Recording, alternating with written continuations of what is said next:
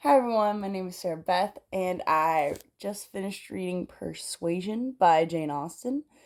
This book was actually the last one that she completed and was published in 1817 and is 260 pages long. It's actually not that long.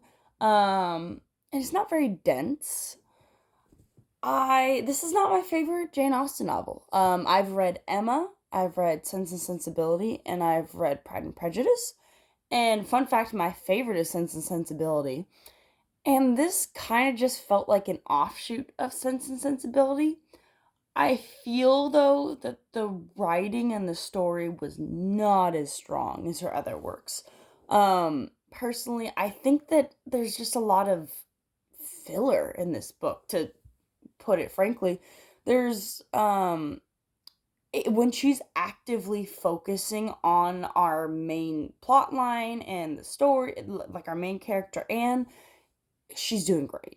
Jane Austen.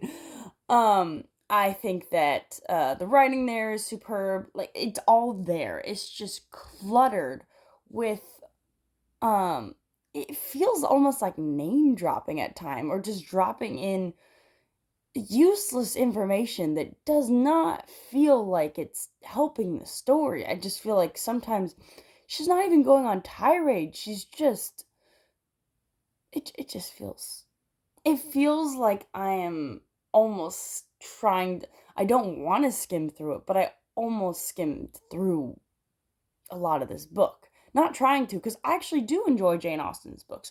I love Sense and Sensibility. I just felt that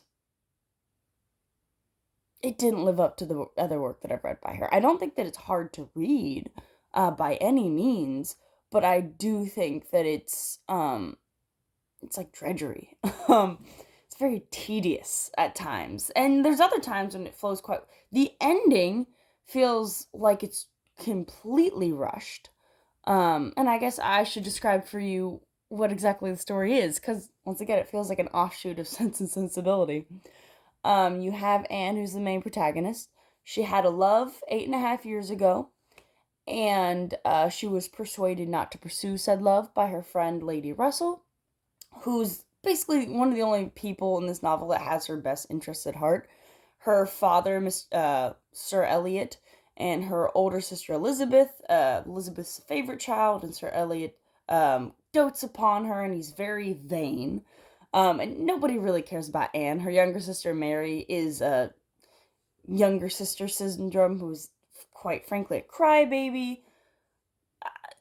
She doesn't have much more to her character other than that. I mean, she's constantly crying over the fact that she's being left out. I guess that's another problem that I have with this book, is I find that Jane Austen is quite good at social minutia, especially during this time period. I think that that's why it's so enchanting, is that you get to know not only a lot about the social etiquette, but the way that one might think to try to perform, not even perform well in high society, but just to, mitigate any losses you might face. Because during this time, how you were viewed as a woman, that was everything. There was nothing more to you, which is kind of interesting, because she does slightly touch upon that, saying how that almost women are always devalued in her society near the end.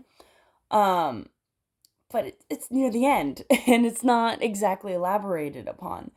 Um, and the course of the story, Anne goes and uh, they're destitute because her vain father, shocker, spends all of their money, and so they have to almost downsize. So they rent out their house, and she becomes reacquainted with Captain Wentworth, who was her prior love, and she sees that he's essentially moved on, and she doesn't know how to feel about it. So another problem I have with this book is the romantic interest, Captain Wentworth.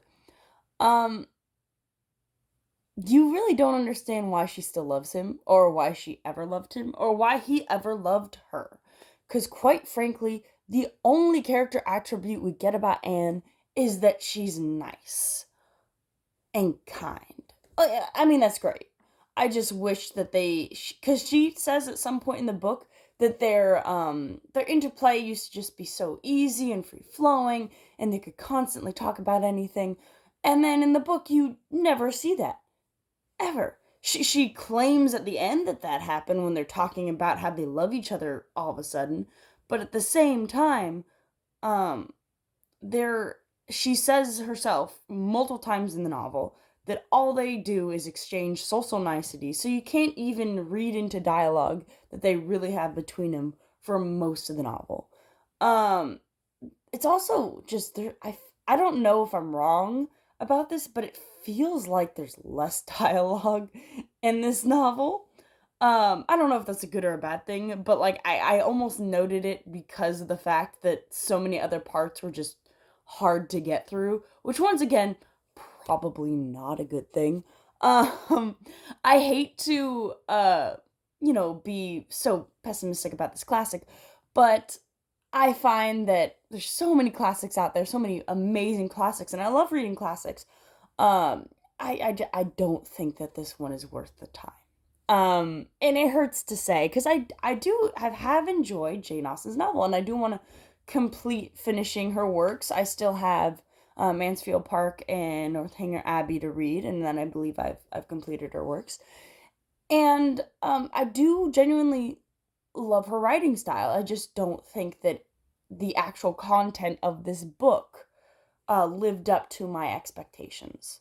Um, but if let's say you've read all the other books and you love Jane Austen, go for it. I have actually it's funny because there's a lot of love for Pride and Prejudice, and I read it and I did enjoy it, but I do think that there's once again more to be offered in Sense and Sensibility. So that is my personal recommendation instead of this book. Because once again, in that book, you have a woman who is older in years, and there is a romantic interest. Except I feel that there's more intrigue to the story. There's more of the plot that gets interplayed, so to speak. So that's my review on this book. Hope you enjoyed my video, and thanks for watching.